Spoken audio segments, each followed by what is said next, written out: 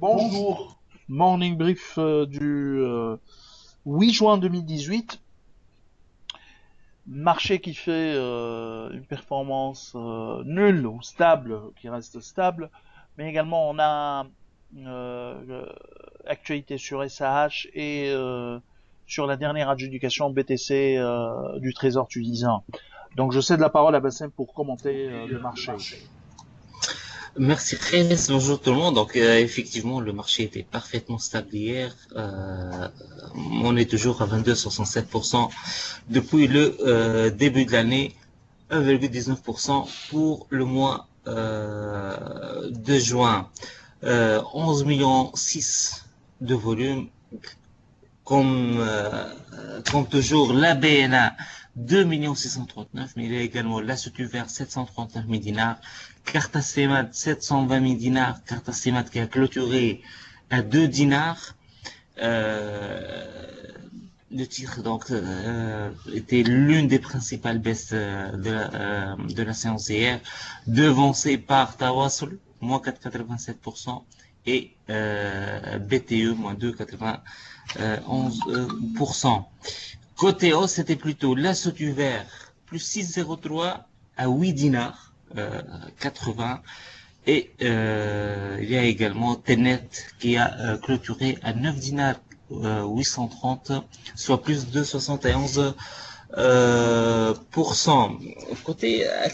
Côté activité des investisseurs étrangers, il y a notamment des ventes sur l'ABT. Donc, depuis le début de la semaine, voire la semaine dernière, il y a donc ce mouvement de vente sur le titre, aux 17 800 titres hier, mais il y a également sur Artes qui continue, 13 826 titres, et sur PGH, 17 600 titres. Il n'y a pas eu beaucoup de mouvements d'achat,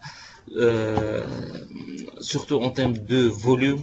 On a vu quelques achats sur CC et Servicom qui n'ont pas dépassé ceux de 15 000 dinars. C'est ce qu'on a pour aujourd'hui, et je cède la parole de nouveau à Chris. Merci Bassem. Donc on commence par SAH. SAH annonce donc une assemblée générale extraordinaire pour le 20 juin 2018 avec l'assemblée générale ordinaire bien sûr. Donc une assemblée mixte pour approuver une attribution d'actions gratuites ou une attribution d'actions gratuites sur la base d'une action gratuite pour 14 anciennes. SAH le fait chaque année, même 2 fois durant les années précédentes. Alors, autre actualité également concerne l'adjudication BTC 13 semaines. Il y a eu une levée de 475 millions de dinars pour une demande de 400 millions de dinars à un taux moyen pondéré de 7,1%. D'ailleurs, si on regarde la courbe des taux, il y a eu une inversion au niveau de la partie courte de la courbe des taux. Risque d'inversion de la courbe des taux en Tunisie, nous on pense que c'est concret. Hein. Si l'État tunisien continue de gérer sa trésorerie de cette manière et de ces échéances, surtout s'il n'y aura pas ou s'il y a un risque d'une levée inférieure aux attentes pour l'État tunisien en ce qui concerne l'eurobond de 1 milliard de dollars actuellement qui sera réalisé ou levé dans les prochains jours, il y a un risque que les taux courts augmentent d'une manière exponentielle. D'ailleurs, c'est le cas. Hein, il suffit de regarder ou d'appeler les banques pour placer de l'argent.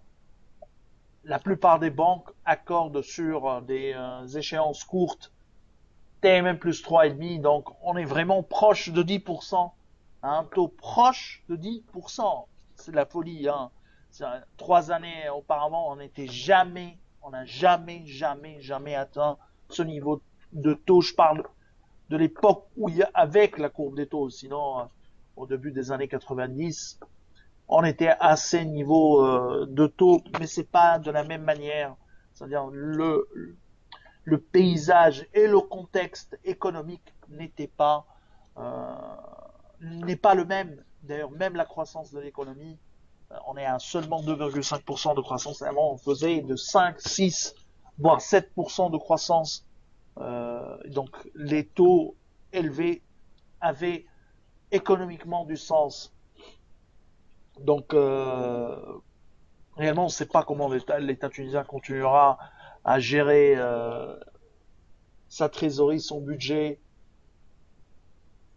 Espérons qu'il réussisse à lever le 1 milliard de dollars, sachant que l'année dernière, ils n'ont pas atteint le niveau ou le montant annoncé pour ce qui est de l'eurobond de l'année dernière.